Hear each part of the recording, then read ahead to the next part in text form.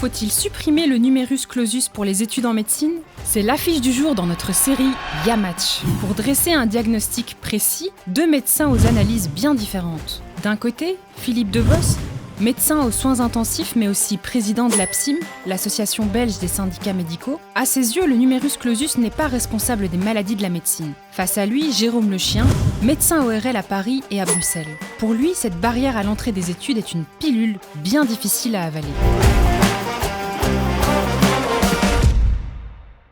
Le numerus clausus, c'est une limitation fédérale du nombre de numéros inami. Il impose aux communautés, la communauté flamande et la Fédération Wallonie-Bruxelles, de mettre en place une sélection au niveau des études. Cette sélection actuellement, c'est un examen d'entrée avant de rentrer à l'université. Les études ont montré qu'il était impossible de sélectionner avant de rentrer à l'université les gens qui étaient capables de réussir l'université. Il y a des études très intéressantes qui montrent qu'un examen d'entrée tel qu'il existe actuellement, basé sur les sciences de base, physique, chimie, maths, bio, a même tendance à éliminer plus facilement les gens qui ont beaucoup d'empathie et qui ont une humanité importante. Et donc, le numerus clausus induit, via l'examen d'entrée, une sélection implicite qui risque d'éliminer favorablement, entre guillemets,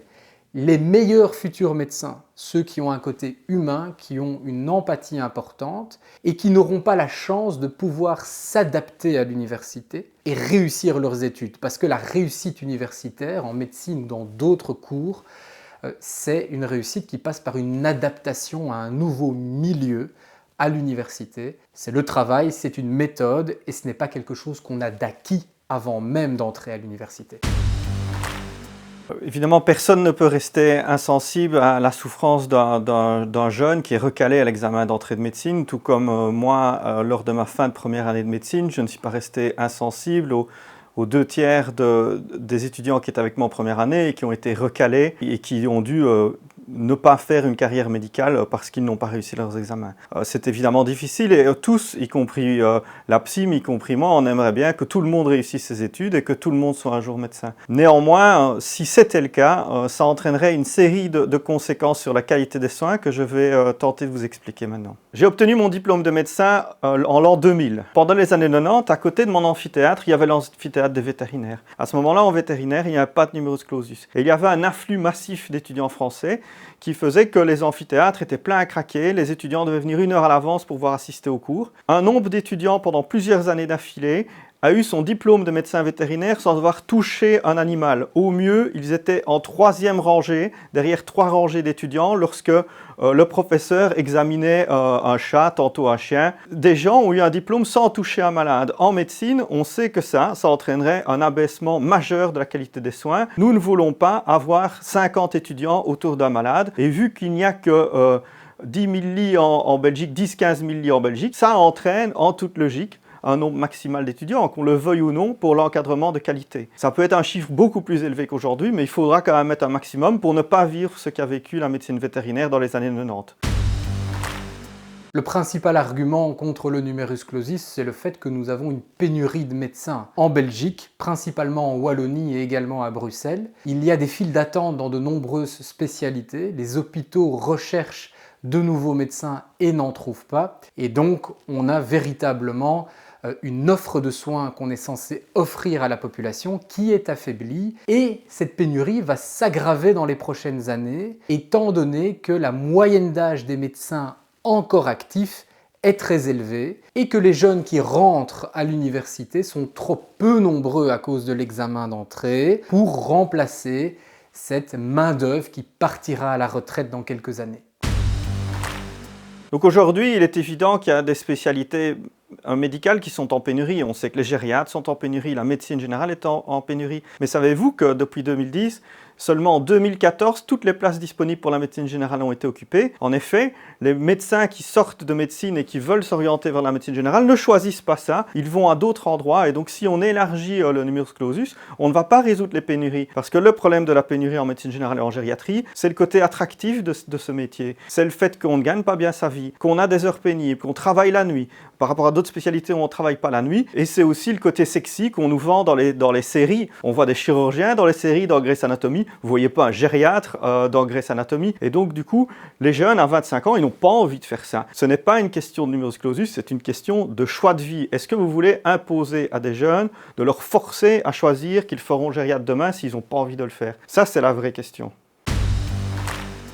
Sur le volet européen, la plupart des pays qui ont instauré un examen d'entrée se retrouvent maintenant dans des situations de pénurie généralisée. Quelle est la conséquence d'une pénurie sur les patients? On a des files d'attente. On a des patients qui attendent plusieurs mois avant d'aller chez le médecin. Certains d'entre eux ont une maladie qui progresse pendant cette attente de rencontrer le médecin spécialiste. Et lorsqu'on les reçoit en consultation après X mois d'attente, la maladie a progressé. Et cette maladie qui a progressé va être plus compliquée à prendre en charge et il y aura des coûts en soins de santé plus importants parce qu'on fera plus d'examens, parce que la personne risque d'être indisponible et de ne pas travailler pendant plus longtemps. Et donc on a des délais de prise en charge qui pourraient avoir des conséquences très négatives sur véritablement le volet sanitaire, sur le volet économique également lié aux soins de santé. On parle beaucoup de la migration de médecins en Belgique, on parle de médecins roumains qui viennent en gériatrie ou de médecins qui viennent aux urgences. Mais savez-vous qu'il y a 500 médecins diplômés en Belgique qui ne trouvent pas de travail en Belgique et qui s'exportent vers la France et la Hollande? 500 par an, 500 jeunes qui n'ont pas de possibilité. Ils sont gynécologues, ils sont anesthésistes, ils sont dans des spécialités en saturation. Effectivement, quand on manque d'électriciens et qu'on diplôme des maçons, ça ne résout pas le problème. Et donc, si vous ne voulez pas d'un numerus clausus général, vous allez quand même vous retrouver à soit accepter que des jeunes vont devoir quitter la Belgique, ou bien de mettre un sous-numerus clausus dans certaines spécialités. Ce n'est pas la solution pour nous.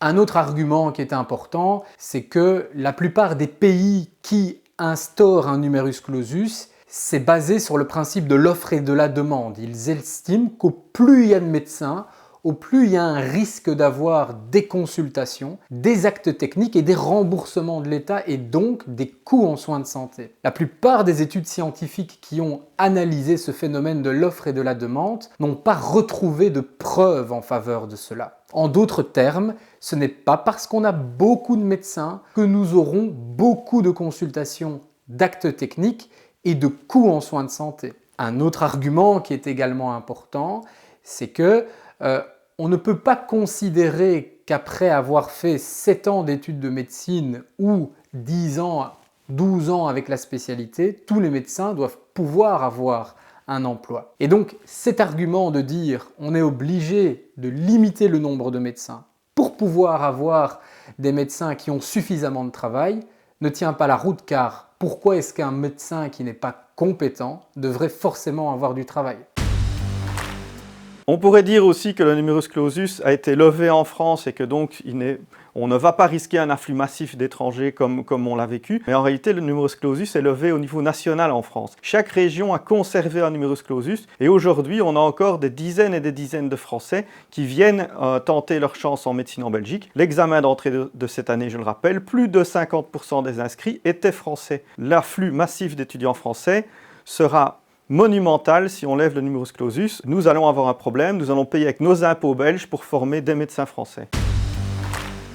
La population vieillit. On va être confronté de plus en plus face à des problèmes sanitaires à cause du réchauffement climatique, à cause de tout un ensemble de pandémies qui pourraient se développer suite à la déforestation, etc. Le Covid est un signal d'appel clair par rapport à ça. Et donc on doit assurer une force sanitaire suffisante, un nombre de médecins suffisant pour les prochaines années, pour traiter la population qui est vieillissante et qui donc a plus de maladies, mais également pour être sûr d'avoir une force sanitaire suffisante pour faire face à de nouvelles pandémies. La pandémie au coronavirus nous a démontré à quel point nous étions en manque de médecins et d'autres disciplines telles que des infirmiers.